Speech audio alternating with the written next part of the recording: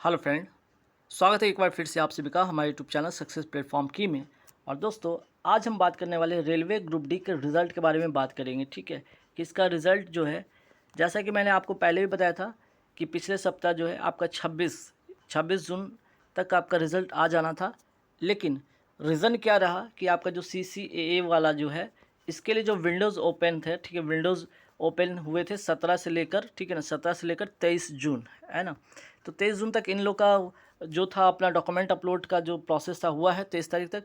अब इसके बाद जो इंटरनली जो प्रोसेस होगा, इसके लिए कम से कम 1 वीक चाहिए, ठीक है। अब जैसा आज है मंडे, अगर आज सोचें कि आज रिज़ल्ट आएगा तो बिल्कुल आज उम्मीद नहीं है कि आज आएगा।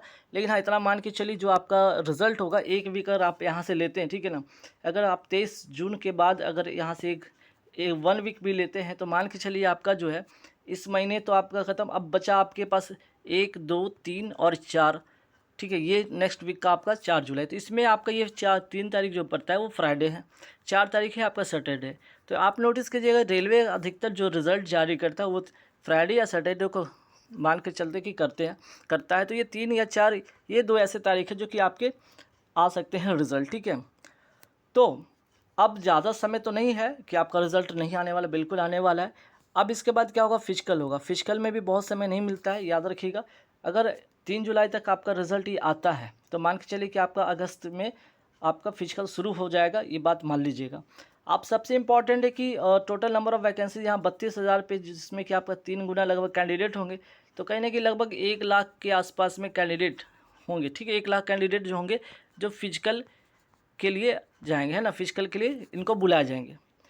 तो अब यहाँ पे देखिए कि 1 लाख अगर बात करते हैं यहाँ पे 32,000 वैकेंसीज़ में आपका जो कट ऑफ क्या रह सकता है। 1 लाख यहाँ पे फिजिकल के लिए जाएंगे तो यहाँ पे देखिएगा, अगर हम यहाँ पे टोटल या 16 जोन है, ठीक है, टोटल 16 जोन में अगर हम कट ऑफ की बात करते हैं तो यहाँ पे मैं 5 ऐसे जोन बताऊंगा। 5 जोन ऐसे होंगे जहाँ का कट ऑफ कम रहेगा, ये बात मान लीजिएगा। यहाँ पे कट ऑफ जो होगा लो होगा बाकी जोन से। अब लो कहने का मतलब ये नहीं कि आपका 40 या 50 मार्क्स पे सिलेक्शन होगा, बिल्कुल नहीं, ठीक है। इवन मैं कह रहा हूँ कि 60 मार्क्स पे भी शायद किसी किसी जोन में बिल्कुल ही ना हो।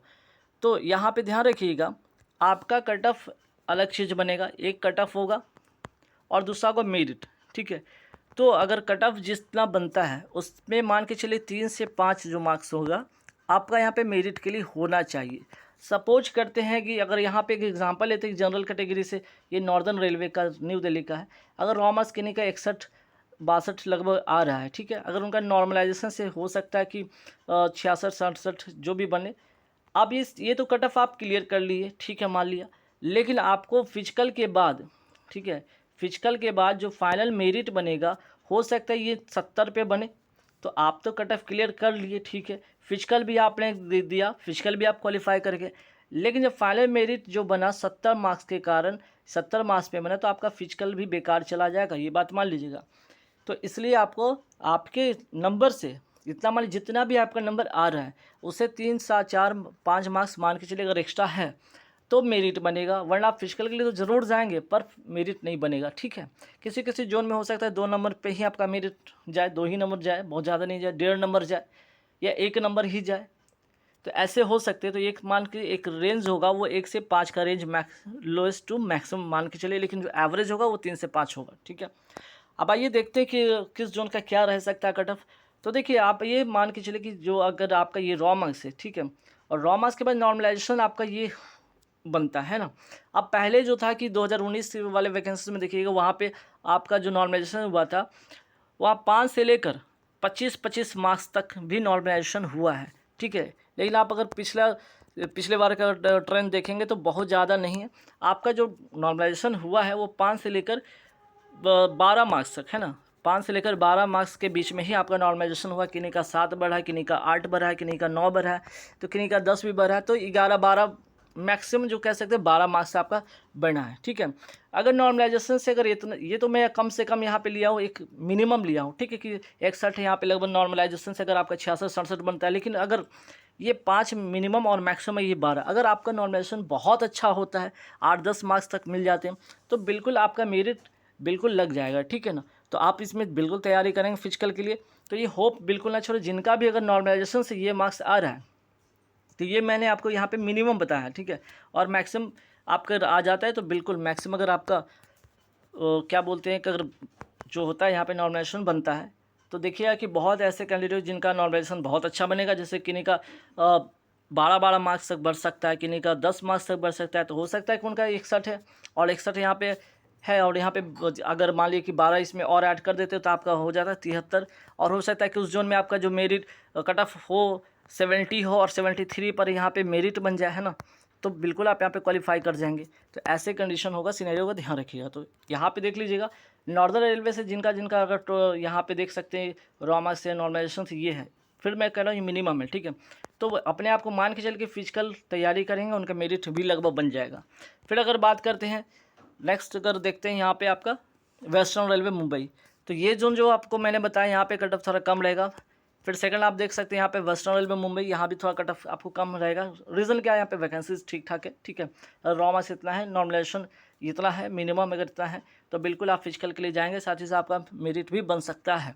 फिर आगे बढ़ेंगे, अगर देखेंगे सेंट्रल रेलवे मुंबई की बात करें, अगर रॉ मास आपका इतना है, general OBC EWS SC ST और नॉर्मलाइजेशन से अगर इतना बढ़ रहा है, तो आप लोग बिल्कुल फिजिकल के लिए तैयारी के लिए हो सकता है आपका यहाँ पे मेरिट लग जाए, ठीक है। हो सकता है आपका मैक्सिमम यहाँ पे नॉर्मलाइजेशन हो जाए, और मिनिमम हो तो कह नहीं सकते, लेकिन मैक्सिमम अगर हुआ तो बिल्कुल चांसेस 100% होगा। फिर आगे बढ़ेंगे, सब देखेंगे यहाँ पे चेन्नई जोन भी देख लीजिए, चेन्नई जोन भी थोड़ा सेफ है, याद रखिएगा, ये जोन भी ठीक ठाक है। रॉमास आपका ये बन रहा है, ठीक है। रॉमास अगर आपका ये कैटेगरी वाइज बन रहा है, नॉर्मलाइजेशन से अगर इतना आ रहा है, तो बिल्कुल आप फिजिकल के लिए तैयारी करेंगे, ठीक है। क्योंकि फिजिकल के लिए मैंने अभी बताया कि फिजिकल के बाद मेरिट जो बनेगा, तो मेरिट के लिए मैंने अभी बताया था कि आपका मार्क्स क्या हो सकता है। आपका यहाँ पे जो है 5 से लेकर, है ना, 5 से लेकर 12-12 मार्क्स तक बढ़ते हैं, याद रखिएगा। तो ध्यान रखिएगा इस बात का। तो जिनका अगर मैक्सिमम यहाँ पे अगर ये रेंज में अगर उनका नॉर्मलाइजेशन होता है, तो बिल्कुल यहाँ पे फिजिकल के साथ मेरिट भी बनेगा, और जहाँ किसी किसी का अगर कम बना नॉर्मलाइजेशन से तो आउट भी हो सकते हैं। चलिए फिर आगे बढ़ेंगे, यहाँ पे देखेंगे गुवाहाटी जोन में अगर देख लीजिए, जिनका रॉमस इतना बढ़ रहा है और नॉर्मलाइजेशन इतना आ रहा है, तो वो फिजिकल के लिए तैयारी करेंगे, ठीक है। अब जैसे जैसे वैकेंसीज कमेगा हर जोन में, वैसे वैसे कट ऑफ बढ़ता चला जाएगा, ठीक है, ध्यान रखिए।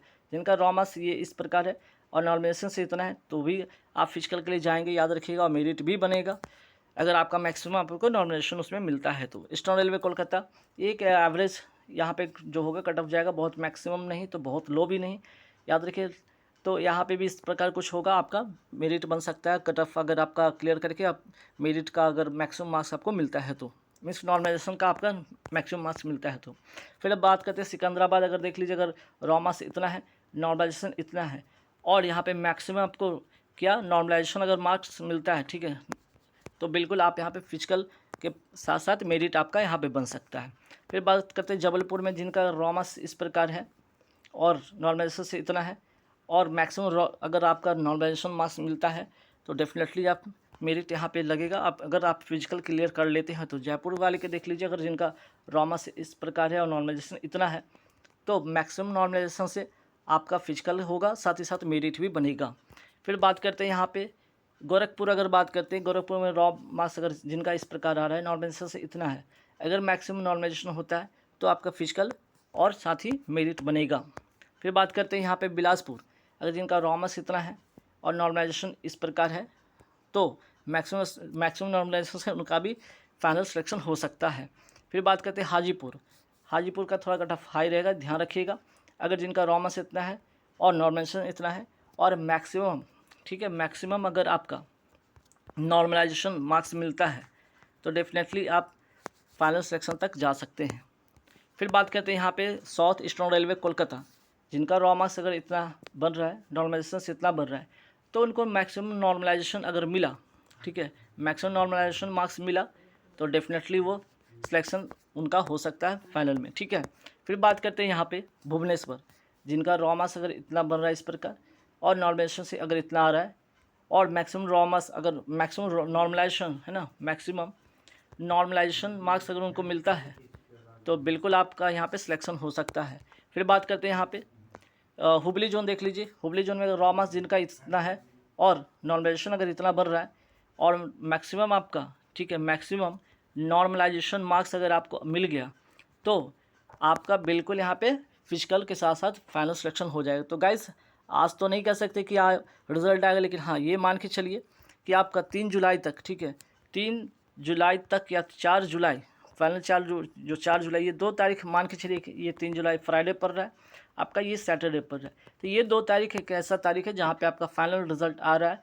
तो बहुत ही जल्द आप लोग का रिज़ल्ट डिक्लेयर हो जाएगा, ताकि एक आपका होप बनेगा सिलेक्शन को लेकर। और फिजिकल में अपना जान लो, है ना, जान लगाइए, ताकि फिजिकल में बहुत सारे ऐसे कैंडिडेट होते हैं जिनका मैक्सिमम स्कोर भी आ जाता है, कट ऑफ भी क्लियर हो जाता है, लेकिन फिजिकल नहीं निकाल पाते हैं और सिलेक्शन नहीं हो पाता है। तो आपने मेहनत तो किया, फिजिकल नहीं अगर हुआ तो आप आउट हो जाएंगे। तो इसलिए कि आप फिजिकल की तैयारी करें, जिनका अगर स्कोर इस प्रकार आ रहा है तो अभी से बिल्कुल अभी भी समय है, आप फिजिकल की तैयारी करें।